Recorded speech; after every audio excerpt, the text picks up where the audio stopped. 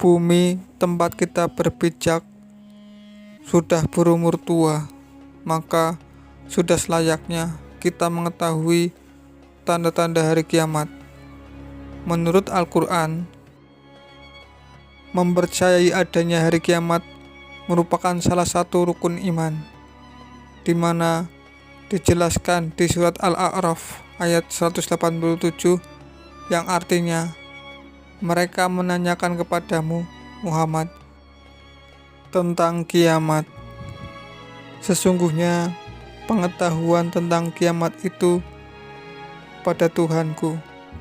Tidak ada seorang pun yang dapat menjelaskannya waktu terjadinya selain Dia.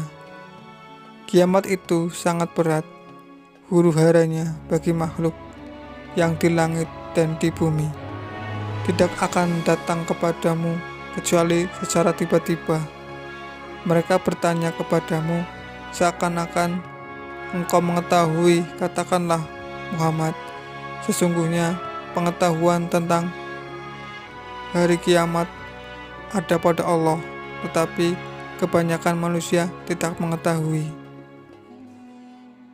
Di dalam hadis lain disebutkan dari Anas bin Malik radhiyallahu anhu, Rasulullah bersabda bahwa beberapa tanda hari kiamat sudah terjadi dan beberapa lainnya masih misteri.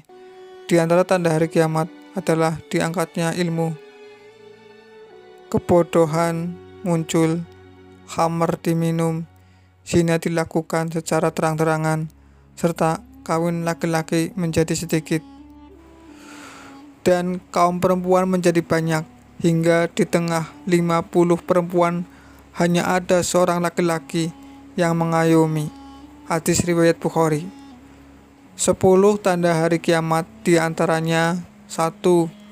Muncul Imam Mahdi.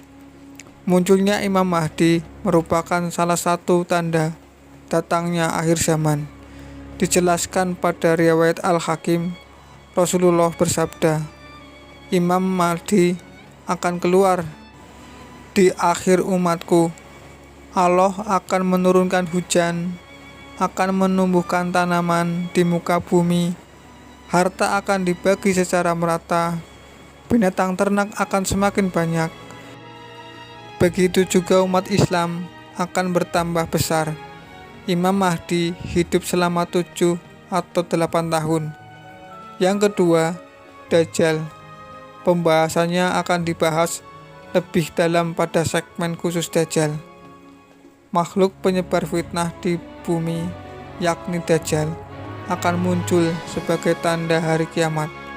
Dalam hadis riwayat Muslim, Rasulullah bersabda, tidak ada satupun makhluk sejak Adam diciptakan hingga terjadinya kiamat yang fitnahnya lebih besar dari Dajjal. Yang ketiga, Nabi Isa memimpin dunia. Dijelaskan dalam Al-Quran surat An-Nisa ayat 159.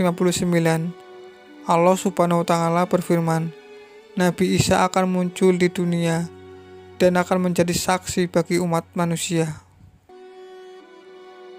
Wa imman ahli kitabi illa yu'minanna bihi qabla mautihi wa yaumal qiyamati yakunu alaihim syahida. Artinya, tidak ada seorang pun di antara ahli kitab yang beriman kepadanya, Isa, menjelang kematiannya, dan pada hari kiamat dia, Isa, akan menjadi saksi mereka. Quran surat An-Nisa ayat 159. Yang keempat, hadirnya Ya'juj dan Ma'juj sebagaimana disebutkan dalam surat Al-Kahfi ayat 94. Qalu ya dzal qarnaini inna ya'juja wa ma'juja musiduna fi ardi fahal naj'alu laka harjan ala an taj'al bainana wa bainahum sada. Artinya, mereka berkata, "Wahai Zulkarnain, sungguh Ya'juj dan Ma'juj itu makhluk yang berbuat kerusakan di bumi. Maka bolehkah kami membayarmu imbalan agar engkau membuatkan dinding penghalang antara kami dan mereka?" Yang kelima, matahari terbit dari arah barat, sebagaimana disebutkan dalam hadis Abu Dawud serta Ibnu Majah dari Abdullah bin Amr. Dia berkata, "Aku hafal dari Rasulullah," sabda beliau, "sesungguhnya pertanda yang pertama-tama muncul menjelang kiamat ialah terbitnya matahari dari barat dan munculnya binatang melata menemui manusia pada waktu duha. Mana saja dari keduanya yang lebih dahulu, maka tidak lama sesudahnya yang lainnya segera terjadi." Yang keenam, dabah binatang melata. Kemunculan binatang tersebut disebutkan dalam hadis yang sama, namun belum diketahui mana yang terlebih dahulu yang terjadi, antara matahari terbit dari barat dan kemunculan dabah. Yang ketujuh, adanya kabut dan angin berhembus, sebagaimana disebutkan dalam Al-Quran surat Ad-Dukhan ayat 10-11. "Fartaqib yauma ta'tis sama'u bidukhanim mubini." Artinya, maka tunggulah pada hari ketika langit membawa kabut yang tampak jelas yang meliputi manusia. Inilah azab yang sangat pedih. Quran surat Ad-Dukhan ayat 10-11. Yang kedelapan, munculnya api. Dalam riwayat hadis diriwayatkan oleh Imam Muslim, munculnya api menjadi tanda hari kiamat. Api tersebut membawa manusia menuju tempat berkumpul. Yang kesembilan, terjadinya gempa bumi menjadi tanda hari kiamat, sebagaimana dijelaskan dalam Al-Quran surat Al-Hajj ayat 1. "Ya ayyuhan nasu taqu rabbakum inna zalzalatas sa'ati syai'un azim." Artinya, wahai manusia, bertakwalah kepada Tuhanmu, sungguh guncangan hari kiamat itu adalah suatu kejadian yang sangat besar. Yang ke-10, kehancuran Ka'bah menjadi tanda terakhir mengenai terjadinya hari kiamat. Dalam hadis Hakim dan Abu Ya'la oleh Abu Sa'id al-Khudri radhiyallahu anha, hari kiamat tidak akan terjadi sebelum Ka'bah ini tidak lagi didatangi oleh orang untuk menunaikan haji. Dalam hadis riwayat Muslim dan Bukhari dari Abu Hurairah radhiyallahu anha, Rasulullah SAW bersabda, "Ka'bah diruntuhkan oleh Suwaitain dari Habasyah." Selanjutnya, dalam kisah Dajjal disebutkan bahwa Dajjal diperkirakan hidup pada masa Nabi Musa, sekitar 1500 sebelum Masehi sampai akhir zaman. Sosok Dajjal memiliki tulisan kafir di keningnya yang bisa dibaca oleh orang yang bisa menulis. Ciri fisik lainnya, Dajjal berambut keriting dan lebat, matanya buta sebelah, berkaki bengkok. Ia memiliki perawakan besar dan pendek. Jika ditelisik, Dajjal adalah keturunan dari Yahuda. Ayah dan nenek moyang Dajjal adalah penyembah dari berhala anak sapi. Konon, Dajjal dilahirkan dari pasangan yang sedarah atau saudara kandung. Dalam ceritanya, pasangan tersebut terusir dari kaumnya.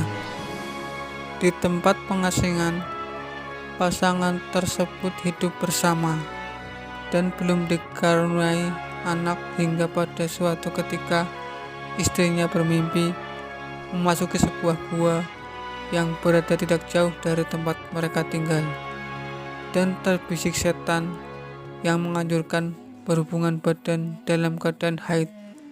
Setelah terbangun, si istri menceritakan mimpi tersebut kepada suaminya, dan keduanya pun akhirnya pergi ke gua tersebut dan melakukan hubungan suami istri dalam keadaan haid. Singkat cerita, Dajjal pun lahir. Akan tetapi tidak berlangsung lama, ibu Dajjal meninggal dunia karena pada saat itu bayi Dajjal tidak mau minum susu dari ibunya, sehingga terjadi pembengkakan pada susu ibunya yang mengakibatkan ibunya meninggal. Selain itu, Dajjal juga memberikan ujian yang berat kepada ayahnya karena secara ajaib bayi Dajjal dapat berpindah sendiri di tempat penyembahan berhala anak sapi tersebut. Karena biasanya bayi Dajjal menghabiskan waktunya hanya di tempat tidurnya tanpa bergerak. Hal ini menimbulkan kegaduhan di kaum Yahudi tersebut, yang akhirnya memojokkan ayah dari Dajjal yang dianggapnya memindahkan bayi Dajjal ke tempat pemujaan tersebut, yang sebenarnya para penguasa dari kaum tersebut ingin mengambil Dajjal sebagai anaknya. Ayah Dajjal pun akhirnya dipenjara dan terpaksa mengakui perbuatan yang tidak dilakukannya. Di penjara tersebut, akhirnya ayah Dajjal pun meninggal dunia. Dan di saat bayi Dajjal berada dalam istana, terjadilah gempa bumi yang dahsyat menerjang kaum tersebut.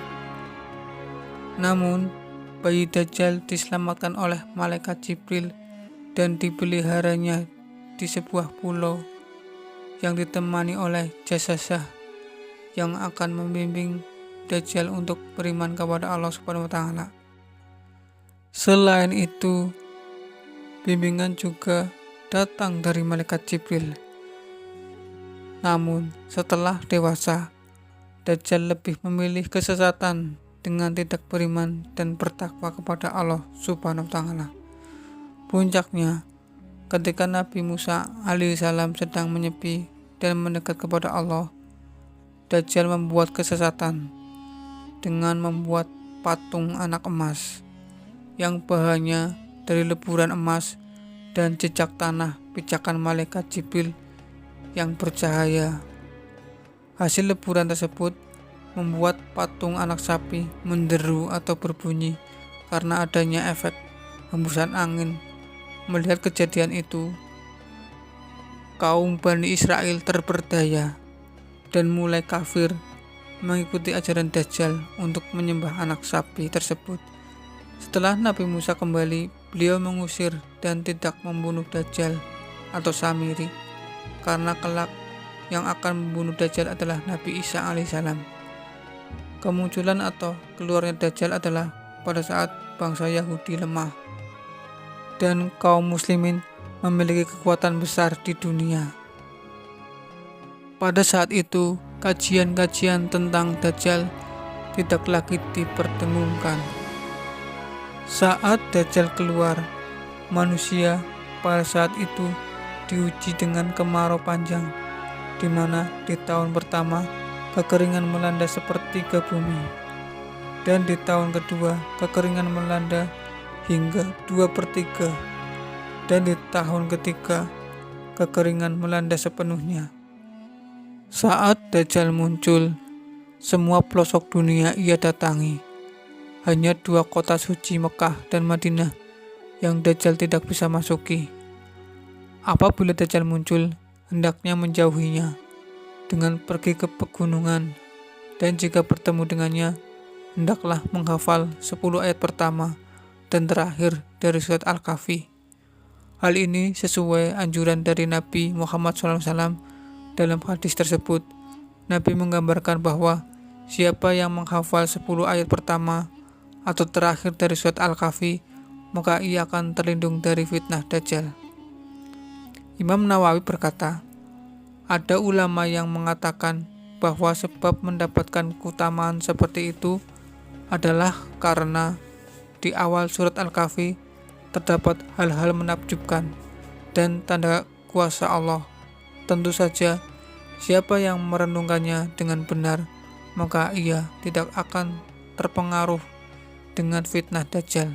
Begitu pula pada akhir surat Al-Kahfi tersebut. Waktu yang terbaik untuk membaca surat Al-Kahfi adalah di malam dan hari Jumat, karena pembacanya akan disinari cahaya antara pembaca dan Ka'bah. Dalam tasyahud akhir sebelum salam, Nabi Muhammad juga mengingatkan pada umatnya untuk berdoa kepada Allah mohon perlindungan dari Dajjal. Doanya sebagai berikut: Allahumma inni a'udzubika min ghadabi jahannam wa min ghadabil qabri wa min fitnatil mahya wal mamati wa min syarri fitnatil masihid dajjal. Artinya, ya Allah, aku berlindung kepadamu dari azab jahanam dan azab kubur, dari fitnah hidup dan setelah mati, dan dari kejelekan fitnah Masih ad-Dajjal. Para pengikut Dajjal adalah setan, jin, kafir, umat Yahudi, orang Arab lemah iman, para wanita akhir zaman, orang fasik, kafir, dan munafik, lelaki menyerupai wanita, dan sebaliknya. Pada saat itu, kepemimpinan umat Islam dipegang oleh Imam Mahdi. Ketika Nabi Isa turun ke dunia, beliau mempersilahkan Imam Mahdi menjadi pemimpin sholat karena ia adalah pemimpinnya. Karena kesaktian Dajjal yang tinggi, Imam Mahdi terdesak, dan ketika sedang sholat, Dajjal dan bala tentaranya masuk, dan betapa terkejutnya melihat sosok Nabi Isa yang telah tertulis akan membunuhnya. Seketika Dajjal menjadi lemah lunglai dan kabur. Menurut hadis riwayat dari Imam Muslim, Dajjal akan dibunuh oleh Nabi Isa di kota Lut, di pintu gerbang kota tersebut. Itulah sahabat Yat Simbel 8221, sepenggal kisah dari Dajjal, manusia yang diberi kemampuan oleh Allah untuk berbuat kerusakan di bumi, di mana tidak ada fitnah yang paling besar kecuali fitnah Dajjal. Sampai jumpa di kesempatan lainnya. Wassalamualaikum warahmatullahi wabarakatuh.